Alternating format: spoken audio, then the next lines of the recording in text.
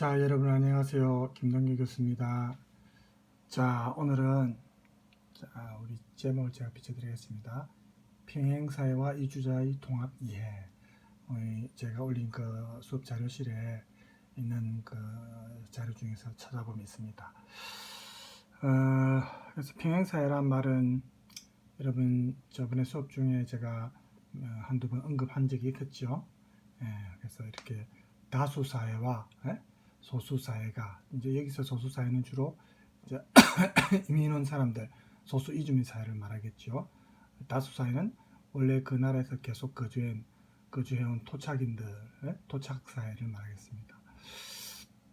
그래서 오늘은 대표적으로 유럽의 중심국이니까 독일을 언급했지만 사실은 독일뿐만 아니고 프랑스든 영국이든 모두 해당되는 평행사회라는 이 개념은 유럽사회에 모두 해당된다고 볼 수 있습니다. 그렇죠?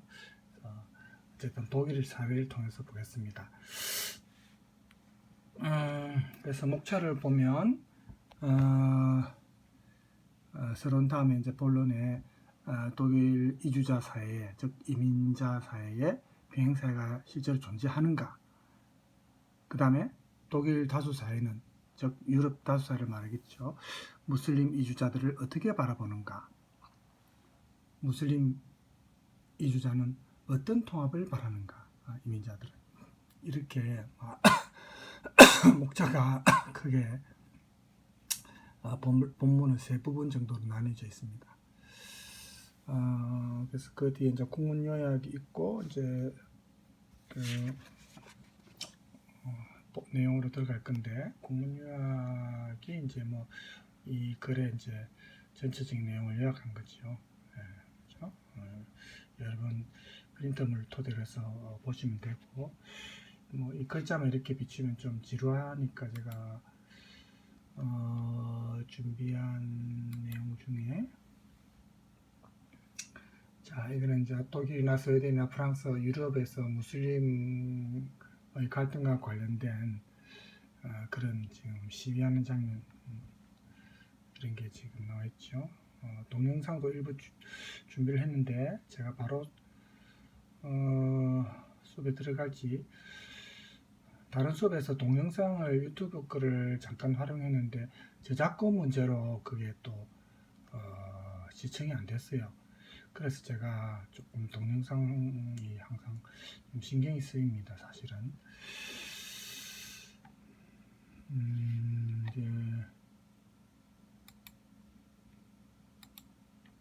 여기 제가 준비한 내용이 조금만 볼까요, 그러면? 2015년 기독교 대륙으로 근대 선교를 주도했던 유럽은 어떤 모습일까? 유럽은 기독교의 뿌리가 매우 깊은 곳이다. 대부분의 유럽 국가들은 과거부터 교회나 성당에서 결혼식을 올리고 또 장례식 또한 기독교 형식으로 치러져 왔다. 비록 세월이 지나면서 교회나 성당을 찾아 예배를 드리는 사람이 확연히 줄어들었으나 요즘 많이 줄어들고 아직도 자신의 종교를 기독교라고 일컫는 유럽인들이 대부분이었다. 독일은 종교사를 그렇지만 최근의 뽑아야 유럽은 어떤 모습일까? 과연 이런 기독교 문화가 유럽에서 계속 이어지고 있을까? 독일 같은 경우는 종교세를 받고 있거든요. 그래서 최근에 유럽의, 특히 독일 같은 경우에는 젊은이들은 기독교를 많이 탈퇴합니다. 경제적으로 요즘 다 예의 없죠. 전 세계적으로 세금까지 내면서 꼭 독실한 신앙인도 아닌데, 그래서 기독교 인구가 줄고 있고, 그렇다고 기독교를 안 믿고 이슬람 믿고 이런 건 아닙니다만 예전보다는 좀 상황이 좀 많이 달라졌습니다. 국가의 고유 문화를 유지하기 위해서는 한 가구당 2.11명의 출산율이 필요하다고 한다. 화면을 조금 크게 하겠습니다. 이보다 출산율이 낮으면 그 문화는 쇠퇴하게 된다. 역사적으로 1.9명 이하로 내려간 출산율을 다시 역전시키는 경우는 없습니다. 관계가 많이 있습니다. 출산율이 1.3명이 되면 이를 다시 회복시키는데 80년에서 100년이 걸리기 때문에 사실상 역전이 불가능하다. 우리나라도 사실 출산율 그 기간 동안 문화를 유지시킬 수 있는 경제활동 개체들이 없기 때문이다.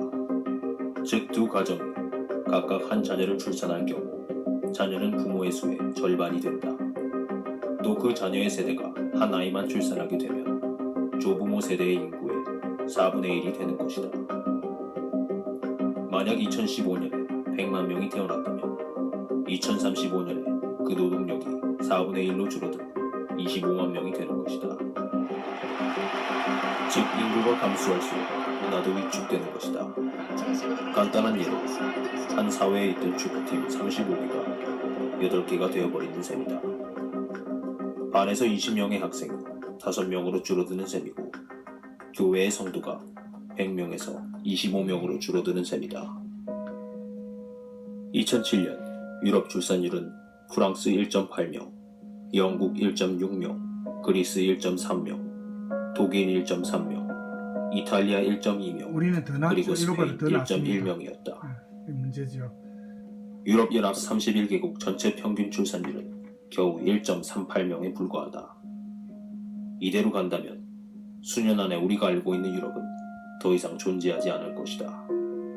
그렇지만 신기하게도 유럽의 인구가 줄어들고 있지는 않다. 왜 그렇죠? 이유는 무엇일까? 바로 이민자들 때문이다. 그렇죠. 네. 유럽은 제2차 세계대전 종전을 계기로 전후 경제 재건을 위해 저임금 이주 노동자들을 그렇죠. 대거 받아들였다. 그때 젊은이들이 많이 죽었기 때문에 독일을 비롯해서 알제리와 튀니지에선 프랑스로, 모로코인들은 스페인으로, 터키인들과 과거 식민지 우동국권에서는 국가들이죠. 독일로, 네. 그 나라 파키스탄인들은 영국으로 이렇게 많은 노동자들이 유럽으로 유입되었던 것이다. 그런데 이들은 대부분 무슬림들이었다. 1990년대 유럽 인구 증가의 90%는 무슬림 이민자들로 이루어져 왔다. 무슬림들이 유럽에서 증가된 원인을 두 가지로 보는데, 첫째는 유럽으로의 무슬림 인구 이동이고, 둘째는 그들의 왕성한 출산율이다. 프랑스의 출산율은 1.8명이지만 무슬림 이민자들의 출산율은 8.1명이다.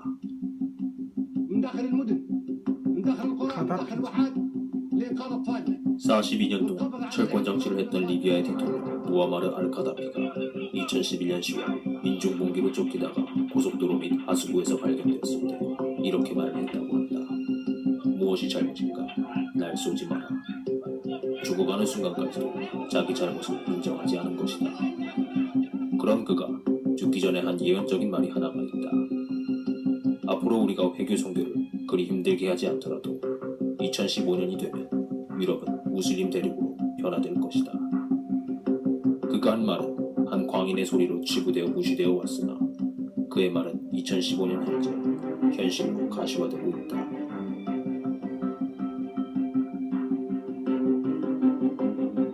전 세계적으로 교회와 성당이 제일 많던 프랑스 남부 지역에는 현재 모스크가 더 많이 생겨났다.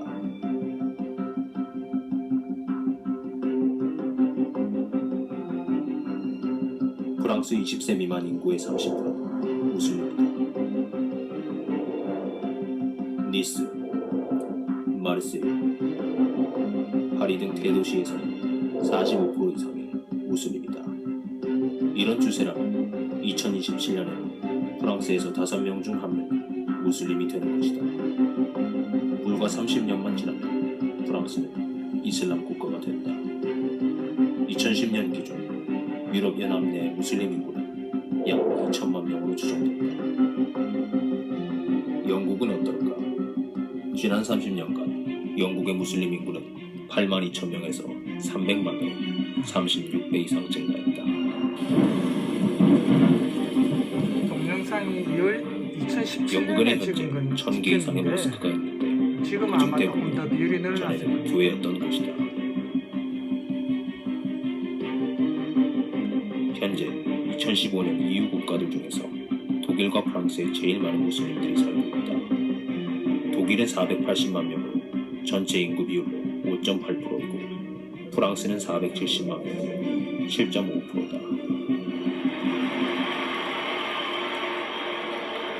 유럽이 어느 정도 이슬람어가 되었는지는 각 나라의 축구 축구 선수들 국가 보면 대표팀을 보면 실감할 수 있다. 프랑스 대표든 이런 데 독일 보세요. 축구팀은 과거부터 100% 독일 출생 게르만족으로 이루어졌었다. 게르만 그렇지만 오늘의 전차군단이 모습은 어떨까? 터키 현재 독일 축구팀에서 가장 이름이 알려지고 활발한 선수 생활을 하고 있는 사람 한 명 뽑으라면 메수트 웨질이라는 선수를 떠올리게 된다. 지금 국가대표 아니죠. 메수트 웨질은 독일 전통 게르만족일까? 터키계죠. 아니다. 그는 터키인이다. 웨질의 부모가 독일로 이민을 떠나면서 독일에서 태어나고 자라 독일 국적을 취득한 선수다. 그리고 물론 그는 무슬림이다.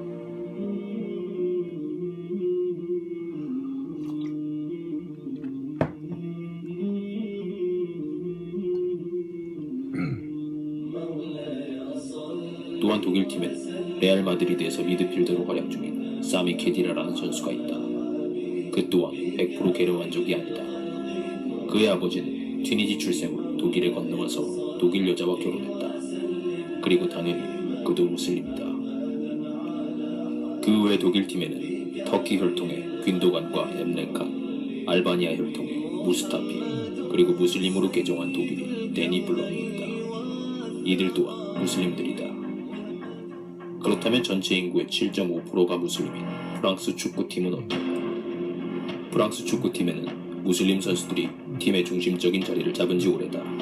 프랑스는 뭐 예전 앙리 세계적으로 잘 알려진 지네디 지단이 바로 그중 한 명이다. 지단도 지단의 부모는 알제리인이다.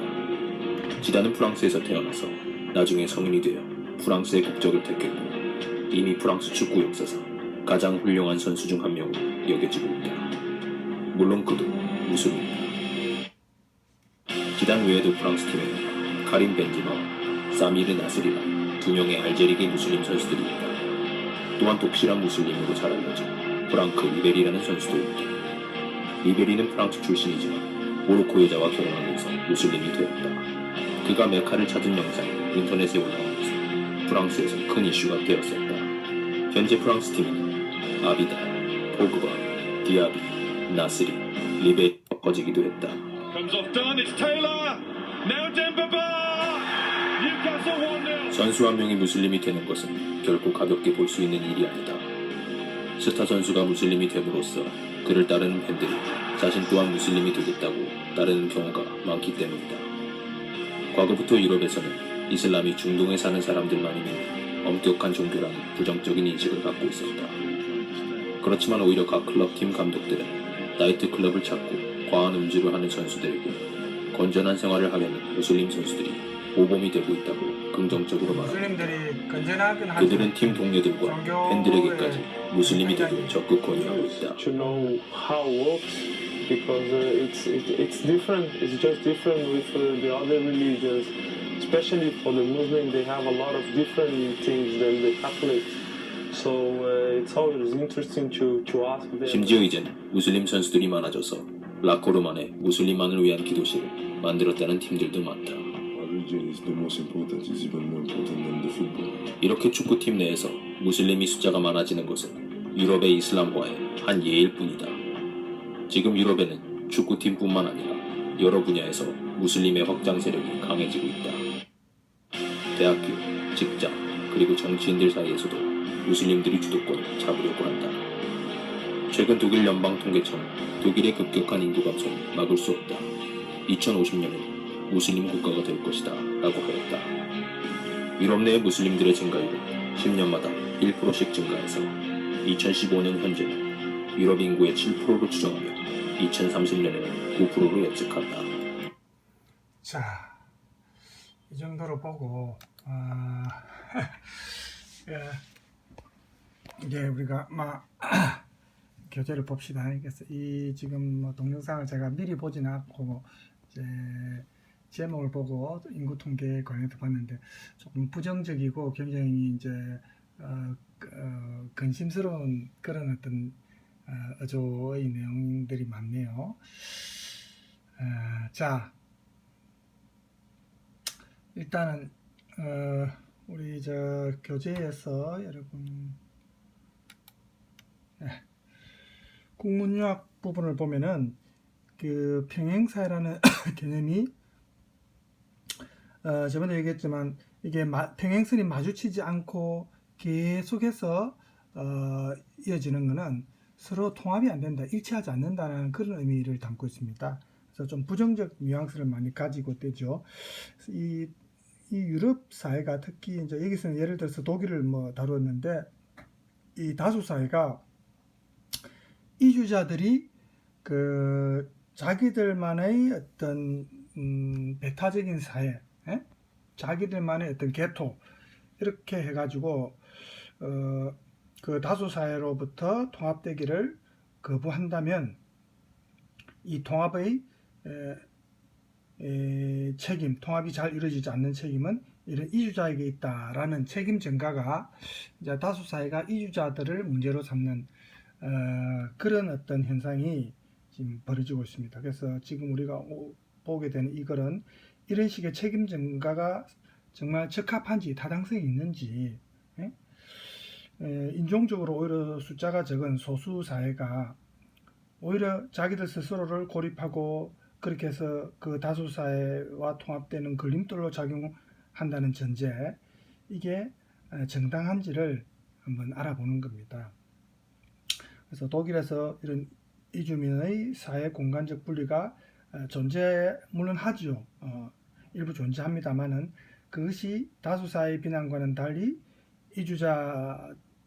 이민자들이 자기 스스로 결정해서 그렇게 자기들만의 어떤 개토를 만든 것이 아니고 다수 사회에 의해서 강요된 그런 어떤 후퇴다, 이렇게 사실은 우리가 나중에 이제 통계라든지 그 조사를 통해서 보면은 그런 내용을 우리가 알 수가 있습니다. 그래서 이주자들은 사실은 그 다수 사회와 통합하고 싶은 강한 의지를 갖고 있고, 또 이 사람들이 이해하는 통합은 1차적으로 보면 구조적인 통합입니다.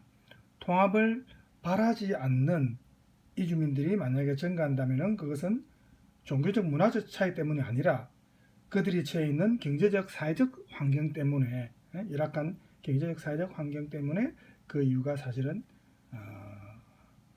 그 이유를 거기에서 찾는 것이 바람직하다, 이렇게 볼 수 있답니다.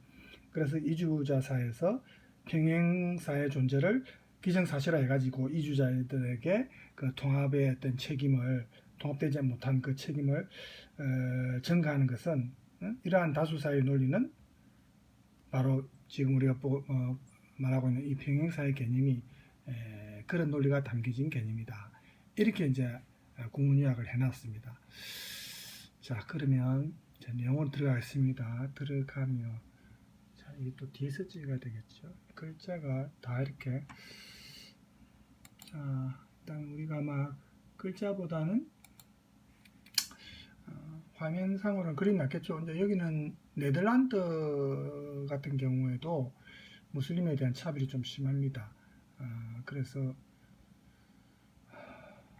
네덜란드 아까 우리가 동영상은 봤으니까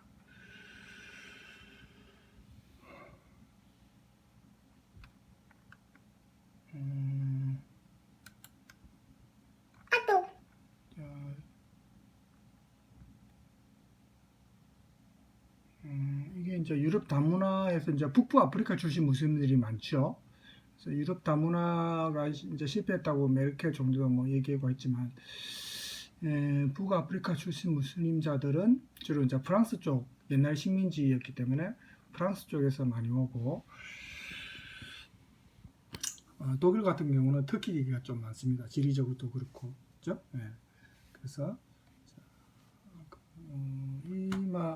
이거는 이제 스톡홀름 있는 세르겔 광장에서 열린 무슬림 이민자들의 집회입니다. 그래서 이 화면을 조금 우리가 참조하면서 볼까요? 자, 그러면 우리가 이제 서론부부터 보도록 하겠습니다. 여러분 프린터를 있는 사람은 프린터물을 참조하시고, 또 컴퓨터 자료실도 제가 올려놓은 거 있죠? 그걸 또 여러분 시험 칠 때를 대비해서 출력을 가급적이면 하세요. 자, 독일에서 이제 이 평행사의 이미지는 사실 발달이 된 사건이 있습니다. 2005년도에 여러분 그 텍스트 각주 1번에 한번 봐보세요. 2005년도에 보면은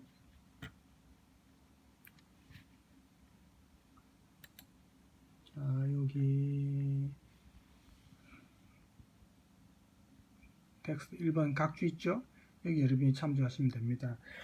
그 베를린에서 그 23살 쿠르드계 젊은 여성인데 총을 가슴과 머리에 3발의 총을 맞고 사망한 사건이 있었습니다. 그 희생자는 이름이 하툰 슈르츠라는 이름의 터키계 이민자였는데 놀랍게도 범인이 18세인 그녀의 막내 동생이었습니다. 그리고 형은 총을 구했고 이 둘째 형은 이 여동생을 범행 장소에 유인하고 막내가 이 누이에게 총을 발사했답니다. 일종의 공개 처형이었다. 이렇게 돼 있죠. 우리가 저번에 수업 시간에 잠깐 얘기했지만 일종의 명예살인이라고 볼 수 있는 겁니다. 그죠? 그래서 이 사건이 언론에 알려지면서 크게 보도가 됐죠. 대중들에게.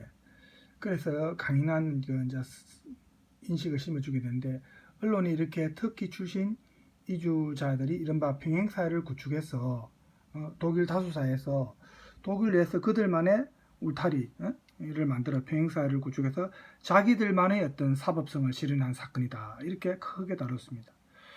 그래서 이 평행사회 개념이 독일 사회의 어떤 담론으로 확실히 뿌리를 내는데 그런데 이 평행사회 이미지 확산을 우려하는 목소리도 사실은 많습니다. 사회 통합을 위해서는 이렇게 서로 양분화되고 갈등이 이루어져서는 안 되죠. 그래서 이주 문제 전문가인 자이타니데스라는 사람이 한 말을 보니까 이민자에 의한 이런 평행사회 형성이라는 것은 사실은 사실이 아니고 전설에 불과하다. 또 사회학자 에서도 역시 독일에서는 게토라든지 평행사회는 존재하지 않는다. 이렇게 말을 했었고 그래서 이 용어들이 실제 상황을 좀 과장하고 있다. 이렇게 이제 말을 했습니다. 노박이라는 사회학자도 이런 이민자들이 구성하고 있다는 사회, 평행사회라는 것은 이 신화고 현실이 아니다. 그래서 이 평행사회 개념은 새로운 계급사회로 가는 과정에서 만들어진 하나의 가상적 이미지다. 자, 이렇게 많은 학자들이 얘기를 했지만 이런 말이 나오게 된 계기는 아무도 그런 위기의식을 느끼지 않았는데 이런 말이 나오지는 않았겠죠. 그래서 독일에서 이런 이주자에 의한 평행사회가 과연 어떻게 형성되었는가 하는 의문점을 갖게 만듭니다. 그리고 실제로 평행사회 개념이 이제 독일에 유명한 사전이 있습니다. 두덴 사전이라고 웬만한 그 단어는 새로운 신조어를 포함해서 다 수록되는 그 사전인데 2004년까지도 두덴 사전에 수록조차 되지 않았던 개념입니다. 그래서 개념조차 명확하지 않았던 이 평행사회 개념이 그 이민자 사회 연구를 위한 도구로 발전한 것은 이렇게 평행사회의 어떤 구조의 존재를 가리키는 지표를 제시했던 그 학자 중에 마이어라는 사람이 있습니다. 정치학자인데 이 사람이 인종적, 문화적 그리고 인종적, 문화적인 어떤 동질성이나 문화적인, 종교적인 동질성이나 이런 거 그리고 생활세계와 시민사회로부터 거의 완벽하게 분리되고 경제적으로 분리되는 그런 어떤 현상 또 형식상으로 자발적으로 분리됐다 이런 여러 가지 특징들이 다 충족되었을 때 그런 전제하에 이주 공간이나 혹은 사회적 상호작용적 분리라는 어떤 기준으로 평행사회를 정의했습니다. 마이어라는 사람이. 그런데 사실은 이런 마이어의 평행사회 개념은 너무나 엄격해서 그 평행사회의 어떤 존재를 확실히 증명하기에는 매우 어렵습니다. 그런 비판을 많이 받았습니다. 실제로 이 사람이 이 평행사회 개념을 정의할 때 내세운 이런 조건들을 모두 충족하는 것은 아니죠. 독일에서 이주자들에 의해서 평행사회라는 것은 이 조건을 만약에 하나하나 따진다면 존재할 수가 없는 겁니다. 그래서 국가 제도가 이렇게 이중으로 나누어진다는 것은 완벽한 형태로 이렇게 이중으로 나누어진다는 것은 불가능하다. 이렇게 이제 사실은 볼 수 있습니다.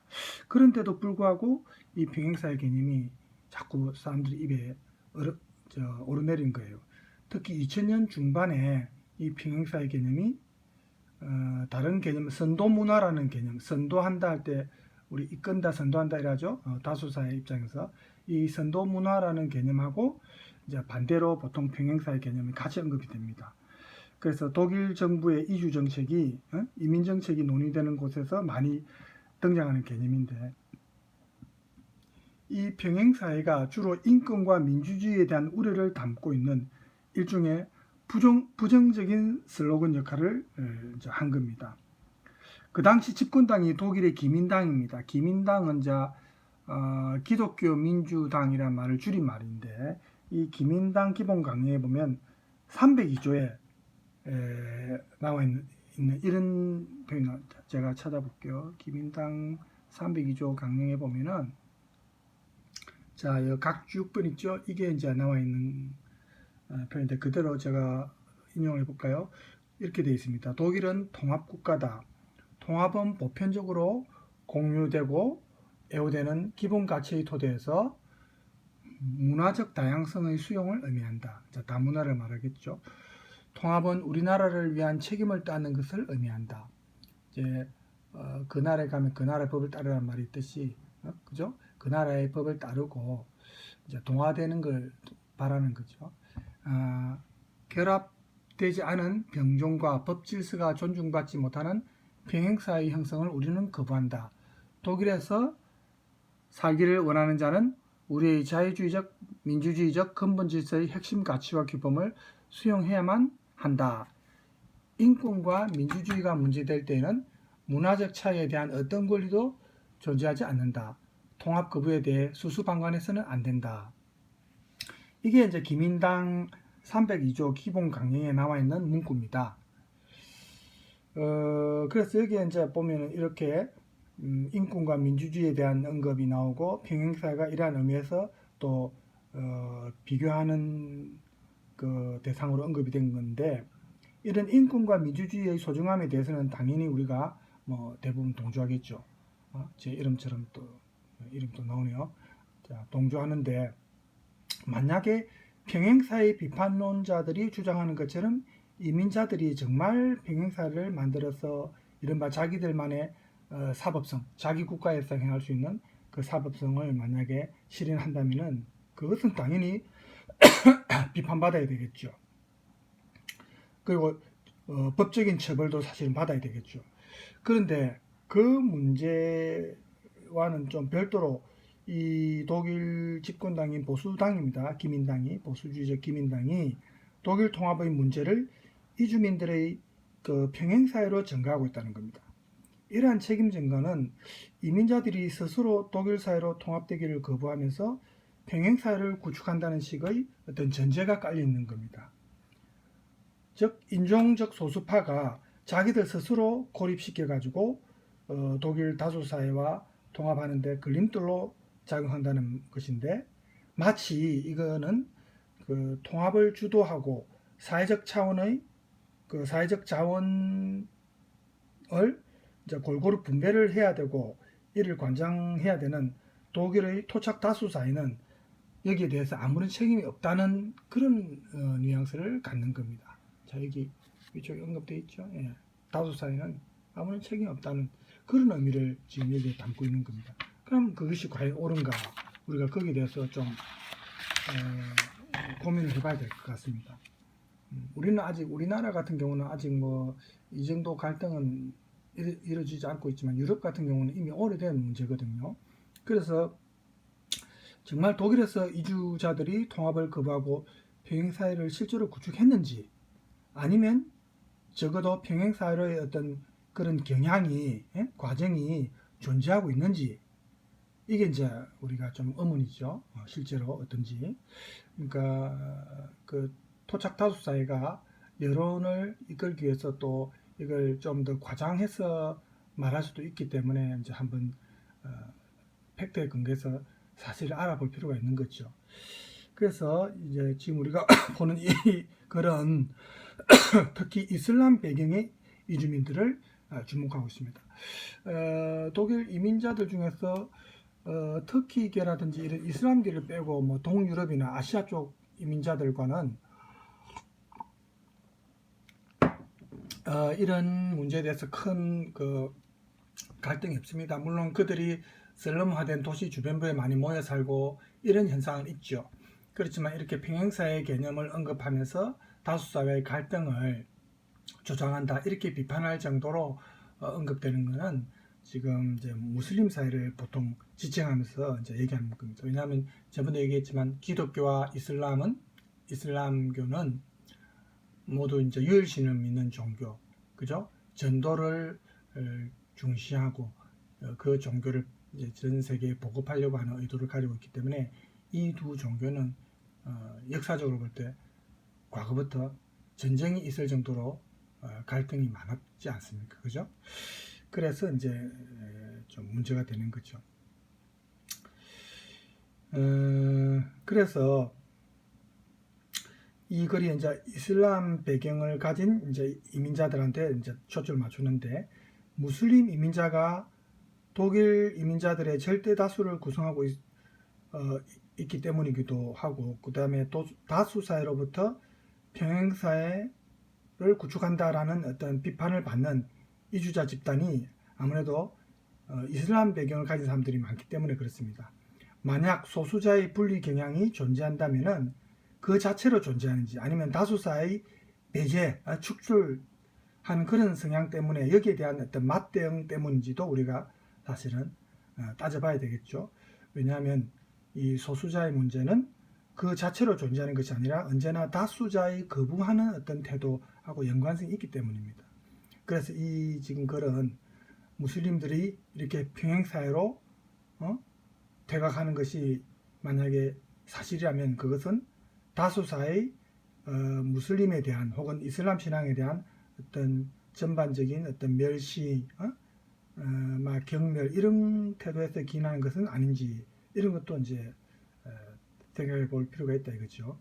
그리고 독일 다수사회는 이런 무슬림과 이슬람 신앙에 대해 어떤 태도를 취하고 있고 무슬림 소수파를 어떤 식으로 대하고 있는가 이런 이제 설문조사를 한 게 있습니다. 그래서 이런 것도 우리가 이제 한번 통계를 보는 거죠. 그래서 유럽에서 일고 있는 이슬람 포비아, 이슬람 공포증, 뭐 혐오증 이렇게 우리가 번역할 수 있죠. 그런 어떤 경향에 대해서도 이제 통계를 통해서 알아볼 겁니다. 다수사의 통합 담론은 평행사의 존재를 이주자들이 통합되지 않았다는 것을 드러내는 가장 확실한 징표로 보통 주장을 합니다. 평행사회 개념을 도입해서. 하지만 이주자들이 평행사회로 퇴각하는 그런 문제는 통합을 어떻게 이해하고 있는가라는 문제와 굉장히 연관성이 깊습니다. 평행사회 담론에서 일반적으로 통합은 문화적 차원하고 연관을 많이 시킨다든지 혹은 어느 문제하고도 많이 연관시킵니다. 예를 들어서 터키 출신의 여성 변호사인 아테스라는 분의 견해를 보면 이 여자가 한 말 중에 저서에서 자신은 독일어를 아주 잘하기 때문에 독일에서 무슬림으로서 차별을 경험한 적이 없다. 이렇게 이제 그 저서에 글을 쓰고 있는데 이렇게 어느 문제에 대한 이와 같은 강조가 다수사의 입장에서는 굉장히 긍정적으로 받아들여지는 거예요. 왜냐하면 이렇게 소수자에 대한 책임 떠넘기기를 통해서 이 토착 다수사회가 좀 더 적극적인 통합 정책 요구를 물리치고 또 이 반무슬림적인 인종주의에 대한 면죄부를 오히려 받을 수가 있죠. 그리고 소수자에 대한 변화의 어떤 압력을 행사할 수 있기 때문에 독일어나 뭐 유럽의 다른 국가 프랑스에 있으면 프랑스어, 영국이면 영어 이렇게 이민자들은 당연히 언어를 가장 중시해야 된다라든지 이렇게 관심을 그쪽으로 돌릴 수 있는 겁니다. 문화보다는. 그러나 실제로 독일의 어려움을 겪고 있는 이주자들은 일부입니다. 주로 1세대겠죠. 그죠? 나이 드신. 이미 오늘날 독일에서 교육받은 이민자 2세대, 3세대는 어느 문제는 하나도 없어요. 독일에서 태어났기 때문에, 프랑스나 영국에서 태어났기 때문에 그렇게 교육을 받았는데 무슨 어느 문제가 있습니까? 이런 2, 3세대가 지금 사실은 이주민 사회의 그 주축을 형성하고 있습니다. 사실은 이민자 2, 3세대가 지금은 그죠? 1세대는 이미 다 이제 뭐 돌아가셨든지 아니면 조부모 세대고 그렇습니다. 그래서 지금 이 글은 이렇게 이민자의 통합 문제가 소수자의 사회적 참여의 관점에서 이제 살펴보는 겁니다. 이 이주자들이 사회적, 경제적, 문화적으로 참여하는 것이 사회 통합에 있어서 사실은 중요한 구성 부분이기 때문인데, 과연 이주자들은 어떤 통합을 희망하고 있는지, 또 이주자들이 생각하는 통합은 이렇게 단순한 뭐 독일어 능력 혹은 뭐 프랑스어, 영국어, 영어 능력 이런 언어 능력의 유무를 떠나서 좀 더 많은 것을 포괄하고 있습니다. 그래서 이 글은 이주민들이 통합을 무엇보다도 그 사회에서의 어떤 신분 상승으로 이해하기 때문에, 항상 가난하고 도시 주변부에 그 어떤 빈민가에서 보통 많이 모여 살고 있죠. 물론 그렇지 않은 경우도 있지만, 다수 사회와 섞여서 사는 사람도 있지만은 아무래도 이제 그렇게 주변부로 내몰려 있는 사람들이 많죠. 그래서 이 사람들은 통합을 1차적으로는 좋은 일자리라든지 교육 환경, 좋은 교육 환경, 그리고 이제 독일의 획득과 또 자기들이 선호된 도시구역에서 좋은 주거 환경, 이런 거하고 많이 연관시킵니다. 이주민들 입장에서는 통합을, 자기들도 그렇게 사람답게 살아야 이게 그 다수사회가 제대로 통합됐다, 이렇게 생각을 하는 거지요. 그러니까 자기들은 벌써 빈민처럼 그렇게 슬럼화된 곳에 모여 산다는 것 자체가 벌써 차별받고 있다고 생각하는 거죠. 그래서 이런 어떤 주변 환경과 많이 연결시키고 있는데, 이주민들은. 하지만 이들이 희망하는 통합은 훨씬 또 더 다양하고 복잡할 수도 있습니다. 단순한 신분 상승이나 좋은 주거 환경, 이것만 가지고 논할 수는 없죠. 그래서 이 글은 이런 무슬림 이주민들이 이 통합에 대해서 어떻게 생각하고 있는지, 그것을 이제 여러 다양한 사례를 연구해서 한번 밝혀보려고 하는 것이 이 글의 목적입니다. 자, 지금 시간이 이제 40분이 다 됐네요.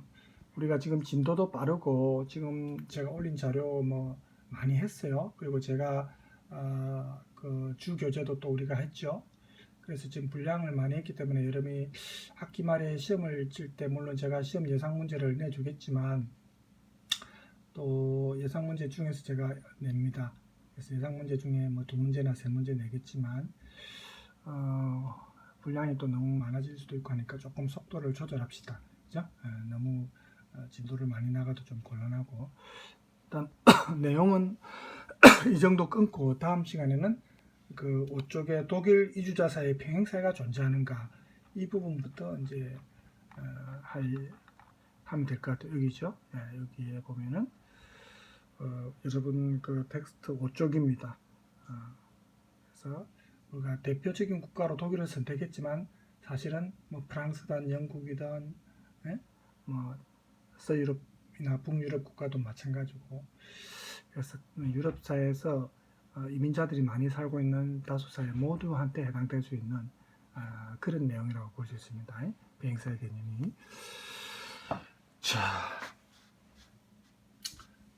그리고 마치기 전에 이제 제가 잠깐 지금 생각하고 있는 게, 지금 학교마다 좀 다르지만 그 우리 부산대 같은 경우 지금 다른 학교도 거의 마찬가지입니다. 이번에는 코로나 이 상황 때문에 그 중간고사를 생략하고 과제물로 대체한다든지 그렇게 하고 있습니다. 지금 대면 수업을 못 하는데 시험 때문에 대면하는 거는 좀 이치에 안 맞지요. 그렇다 하더라도 나중에 평가 자료가 없으면 또 조금 문제가 됩니다. 다행히 이번에는 뭐 주는 상대 평가를 해가지고 학점을 조금 여유롭게 상향 조정해서 이제 줄 수가 있는 게 여러분한테는 좀 다행이고, 저도 막 그런 점에서는 조금 고민이 덜어집니다. 그렇지만 어쨌든 평가가 어느 정도 이제 구분이 이루어져야 되는데, 아무래도 시험 외에 과제물이나 다른 걸로 평가하는 것은 조금 공정성에서 문제가 되기 때문에 반드시 시험 치야 됩니다. 그래서 저도 기말고사는 반드시 친다고 보는데 혹시나 만일에 대비해서 기말고사 전에 수시고사라든지, 그 제가 지금 생각하는 방편은 메일을 통해서 여러분한테 문제지를 메일을 통해서 배부하고 짧은 시간에 한 10분이나 15분 내에 빨리 풀어서 이제 이게 서술형이 아니겠죠. 가로 안에 이제 내용을 적어 넣는다든지 이게 빨리 풀어서 저한테 다시 발송하도록. 그러니까 여러분이 그 책이나 다른 걸 이제 찾아서 참고해서 뭐 답을 적는다든지 이런 부정 행위를 방지하기 위해서는 이제 짧은 시간을 줘야 됩니다. 그래서 이제 학교에서는 이렇게 부정 행위를 방지하는 방안을 담당 교수가 고민해서 알아서 해라 이렇게 담당 교수에게 이름을 했기 때문에 제가 좀 고민을 많이 했는데 그렇게 해서라도 수시고사를 하나쯤은 쳐놔야 될 것 같아요. 그래서 그게 이제 제가 정해지면 여러분한테 공지를 하고 특정 시간에 여러분들 메일로 보내가지고 제가 여러분 답안을 다시 짧은 시간에 다시 받도록 그 시간을 초과하면은 부정행위로 간주할 수 있기 때문에 여러분 그 시간 안에 문제를 다 당연히 못 풀겠죠. 문제를 풀 수 있도록 여유롭게 시간을 주는 게 아닙니다. 그래서 당연히 다 못 푸는 겁니다. 하지만 그 시간까지 푼 것만 어쨌든 보내면 됩니다. 그래서 제가 그 근거 자료를 좀 갖고 있다가 혹시 기말고사가 제대로 치러지지 않는다면 다른 평가 자료가 있어야 되겠죠. 그래서 이제 수시고사를 한번 좀 칠까 싶습니다. 정해지면 여러분들한테 다시 공지를 하든지 하겠습니다. 자, 어쨌든 전체적으로 학점은 상향 조정해서 줄 수 있으니까 여러분한테는 크게 나쁜 건 아닙니다. 지금 상황이 그죠? 성적과 관련해서는. 자, 일단 내용은 오늘 여기까지 하고 다음 시간에 지금 제가 화면에 비추고 있는 이 부분부터 하겠습니다. 독일 이주자 사이에 병행 사이가 존재하는가 하는 부분. 자, 그러면 여러분 남은 시간 즐겁게 보내시고 항상 같은 말이지만 건강이 최고입니다. 건강 유의하시고. 자, 오늘 여기까지 하겠습니다.